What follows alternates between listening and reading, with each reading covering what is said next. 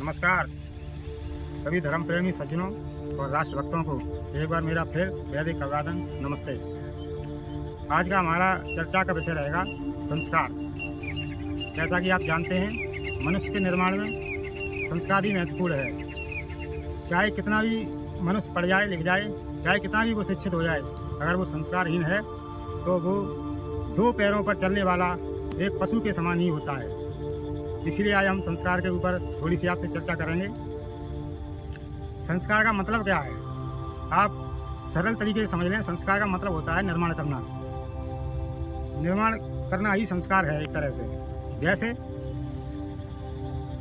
जमीन में से लोहा निकालें आप और उस लोहे को ऐसे ही छोड़ दें तो क्या होगा, वो ज़्यादा से ज़्यादा 10 रुपये का और ज़्यादा से ज़्यादा 20 का या 50 का बिक जाएगा। छोटी सी छड़ मान लो, और उसी लोहे पे आप संस्कार कर दें, उसका निर्माण कर दें, उसकी छुरी बना दें, चाकू बना दें, तो उसकी कीमत बढ़ जाएगी। उसको और अच्छी तरह से उसी लोहे का संस्कार कर दें। मान लो उसकी रिवॉल्वर बना दें हम, तो क्या होगा, तो उसकी कीमत और ज़्यादा बढ़ जाएगी, 1.5 लाख का हो जाएगा। इसका परिणाम, ये किसका परिणाम है? ये संस्कारों का ही परिणाम है। इसीलिए हमारे ऋषि महर्षियों ने बहुत प्राचीन काल में ही 16 संस्कारों की व्यवस्था की है। आज भी लगभग विद्यालयों में, महाविद्यालयों में और भी जगह संस्कार 16 ही बताए जाते हैं, और 16 ही संस्कार एक निश्चित संस्कार रखे हैं, मतलब वो एक पड़ाव है। तो कहने का मतलब है वो 16 संस्कार गर्भाधान से लेकर अंत्येष्टि कर्म विधि तक हैं। गिनती कर लेते हैं। पहला गर्भाधान, दूसरा पुंसवन, तीसरा सीमंतनयन, चौथा जातकर्म, पाँचवां नामकरण, छठा निष्क्रमण, सातवां अन्नप्राशन, आठवां चूड़ाकर्म, नौवां कर्णभेद, 10वां उपनयन, 11वां वेदारंभ, 12वां समावर्तन, 13वां विवाह संस्कार और 14वां वानप्रस्थ, 15वां संन्यास और 16वां अंतिम संस्कार। तो क्या है, 16वां जो अंतिम संस्कार है, मूल रूप से तो 15 ही हो गए। 16वां अंत्येष्टि कर्म विधि वो मरने के बाद होती है। इस तरह से हमारे 16 संस्कार हो गए। ये वैदिक संस्कृति के 16 संस्कार हैं, जो अपने समय समय पर करने वाले एक पड़ाव हैं। और संस्कार तो नितांत चलने वाली क्रिया है। पूरे जीवन भर आप संस्कार देते हैं अपने बच्चों को, और जब तक आप संस्कार नहीं देंगे तो बच्चे बिगड़ रहे हैं। आजकल बिगड़े इसीलिए रहे हैं क्योंकि संस्कार ही नहीं है। जैसा कि हमने बताया, संस्कार का मतलब ही आपको समझाया। तो कहने का मतलब है, आप अपने बच्चों को सफल बनाना चाहते हैं।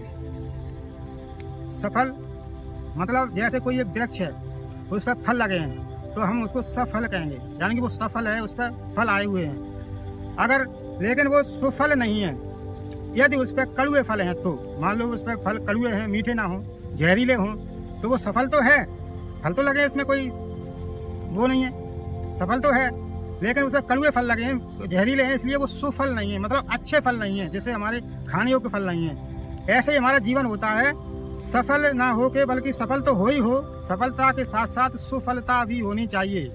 इसीलिए सफलता के साथ सफलता तभी आएगी जब हम अपने संस्कारों का निर्माण करेंगे। मनुष्य का निर्माण ही संस्कारों से होता है।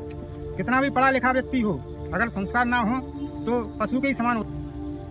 तो हमें अपने बच्चों को सफल भी बनाना है, सफलता के साथ साथ। इसीलिए संस्कार बहुत जरूरी हैं। वो जो हमने संस्कार 16 गिनाए हैं, वो आप महर्षि दयानंद के संस्कार विधि में आप विस्तार से देख सकते हैं, और वो समय समय पर एक पड़ाव है, और वो भी करें और नितांत संस्कार दें। संस्कार को और सरल करके समझें।